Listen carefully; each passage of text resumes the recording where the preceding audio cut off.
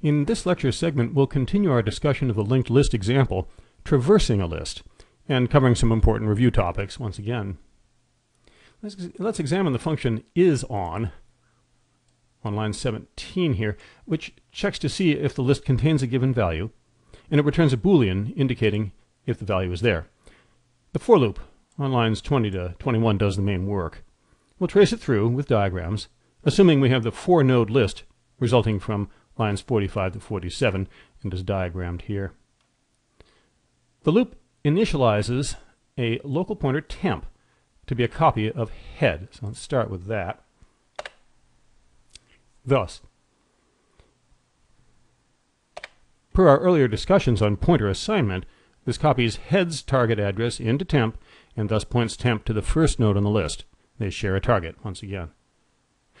The loop test checks to be sure that temp is not null, and if it isn't, also checks that the data in temp's target node, the 40 for instance in this case, doesn't match value, which is the thing we were searching for. For this example, value is 20, as you see, so we don't have a match yet. Those are the conditions under which we want to move to the next node in the list. But a question first. Could that null test be true at this point in the code, just after the initialization? And how could that be if so? And coming back from a pause, if the list is initially empty, then head will be null, and so will be temp. The loop stops right away then, as it should. Can't find anything that's a match. And before we're going further, a couple questions on a review topic that's relevant here.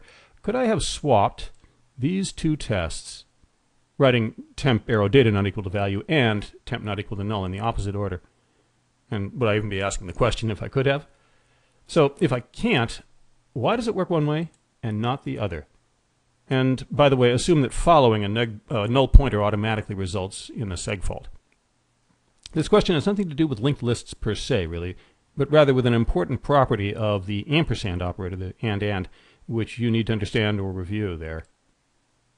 So, coming back from a pause, no, you can't switch them, and doing so would cause a bug if temp were equal to null.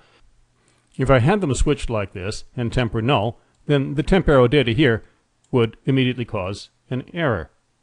But then in the original version, where they weren't switched, wouldn't it follow null when we got to the second half anyway? No. Remember, C's double ampersand operator is short-circuited. It's a vocabulary term, and their alternate terms, it's also called protected or conditional. They're all synonyms. If the first test is false, if temp is actually equal to null, then the second test is not even examined or run.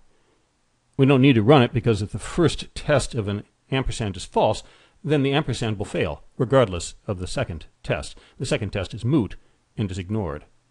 This is not just some obscure language feature. It's essential semantics in every modern programming language, and it was first popularized by C. Maybe that's why there are three synonymous terms to describe it. The protected, or short-circuited, or conditional AND means that you can rule out a special case in the first test of an and then assume the special case does not apply in the second test, since the second test wouldn't even be run if the first test failed. As a counterexample, old Pascal did not have this feature, and working around that was a constant headache. Now, question 3, just to be sure you got the idea here, there's a similar behavior for OR. If the first test completely determines the outcome, the second test is ignored. But then what does that mean the first test result would have to be for the second test to be skipped?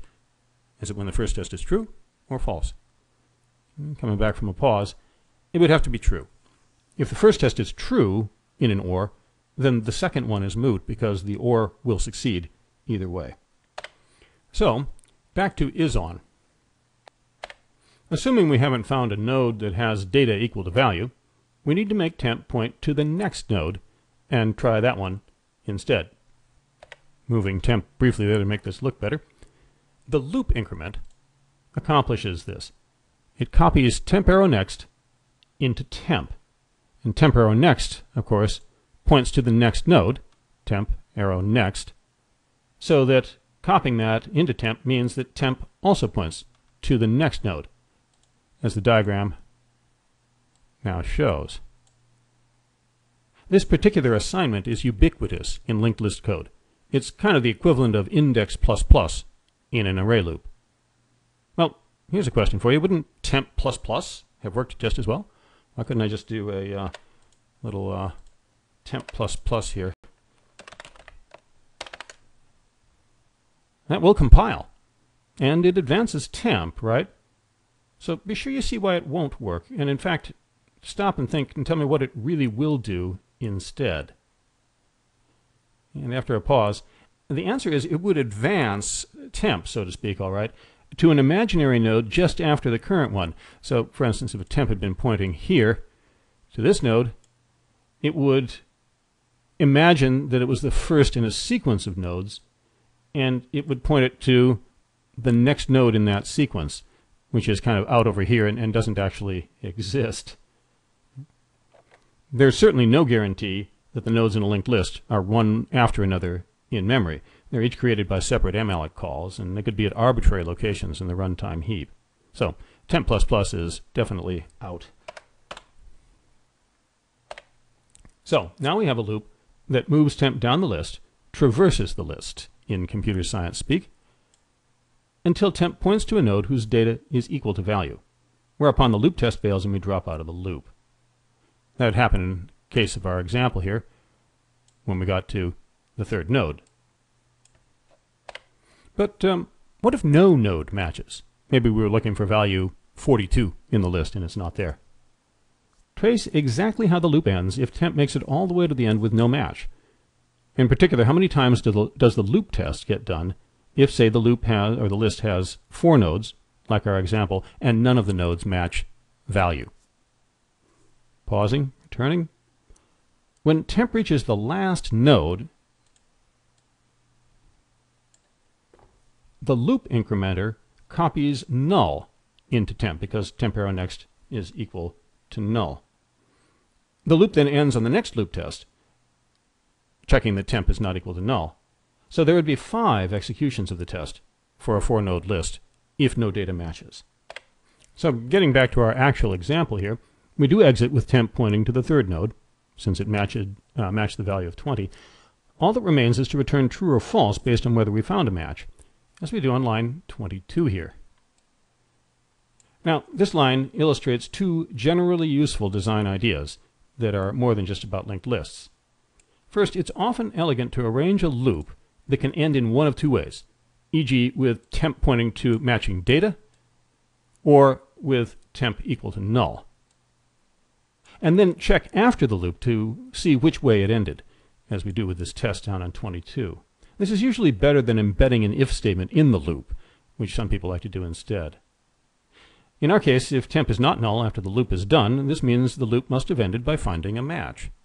So we return true if and only if temp is not equal to null. I privately term this a post-mortem loop test. Not a field-wide term, just a private one. Now, when you return a Boolean value, do not write something like what's shown in the transcript here. If temp is not equal to null, then return 1, else return 0. Just return the test directly, as in the example code on line 22. The if statement looks amateurish, and it's needlessly complex. Temp not equal to null is an integer result that is true or false, and you can return it directly. And finally, look briefly at line 49, where we call isOn as part of a printf.